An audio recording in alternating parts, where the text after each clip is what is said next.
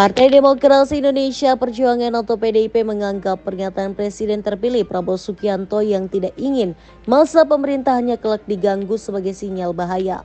Menurut politikus PDIP Adian Apitupulu, kata jangan mengganggu yang disampaikan Prabowo sangat subjektif dan tidak ada instrumen hukum yang bisa dijadikan patokan ukuran. Baik, Bung Adian Apitupulu, politisi PDIP, gimana Anda membaca pernyataan Pak Prabowo di acara PAN itu? Yang pernyataan mengganggu? Ya. Nggak ada yang bisa baca. Nggak ada yang bisa baca? Nggak ada, karena bahasa mengganggu itu sangat subjektif. Nggak ada alat ukurnya. Apakah saya tidur ngorok mengganggu? Iya. Apakah kemudian orang dangdutan di sebelah rumah kita mengganggu? Apakah itu kan nggak ada alat ukurnya. Nah, berbahaya ketika kita berbicara tentang hubungan antar anak bangsa dalam sebuah negara, tapi dengan alat ukur yang sangat subjektif.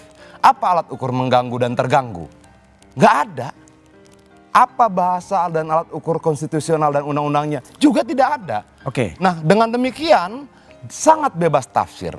Kalau kemudian tiba-tiba ada pernyataan A dan B, C segala macam, kita mengkategorikannya kritik.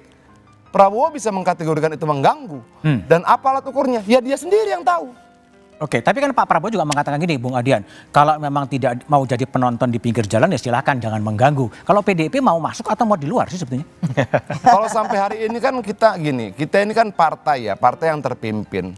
Kita menunggu keputusan bersama yang representasinya adalah ketua umum. Kita tunggu saja itu. Tapi kalau kemudian tema pembicaraan kita malam ini tentang kata mengganggu, ya menurut saya itu nggak pantas. Nggak pantas? Nggak pantas, nggak tepat, menakut-nakuti, dan menurut saya punya potensi mengintimidasi orang loh.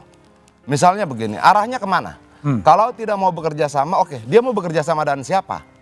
Partai politik, LSM, NGO, Ormas, organisasi apa? Kalau bahasanya kita lihat secara utuh, sepertinya yang dia maksud diajak bekerja sama adalah partai politik.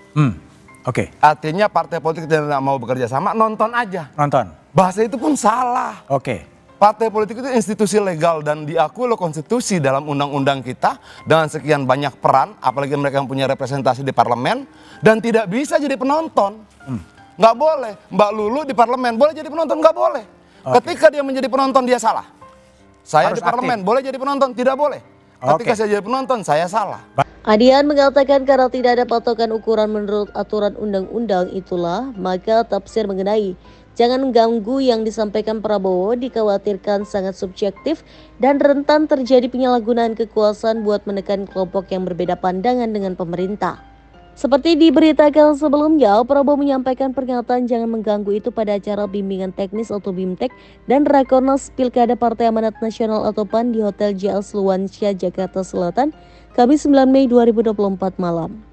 PAN, Gerindra, partai-partai lain, saya yakin semua partai di Indonesia punya orang-orang baik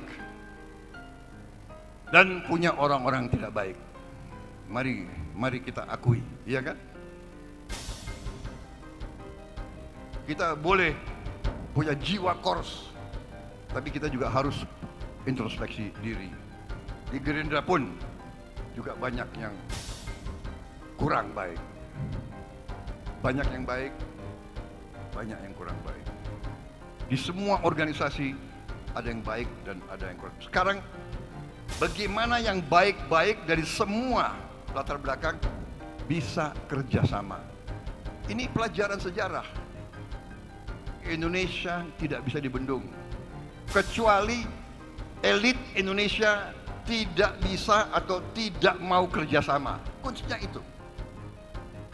Kuncinya itu.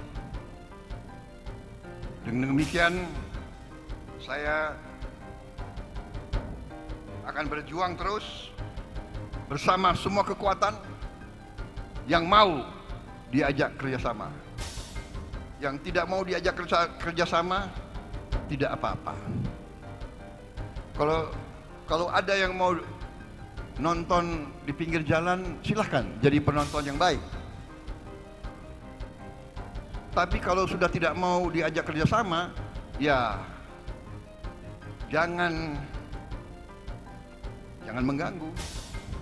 Orang lagi mau kerja kok. Kita mau kerja. Kita kita mau mengamankan kekayaan bangsa Indonesia. Prabowo menjelaskan dirinya tidak ingin ada lagi orang Indonesia yang menangis karena lapar. Dia menekankan rakyat Indonesia tidak boleh tidak bisa makan.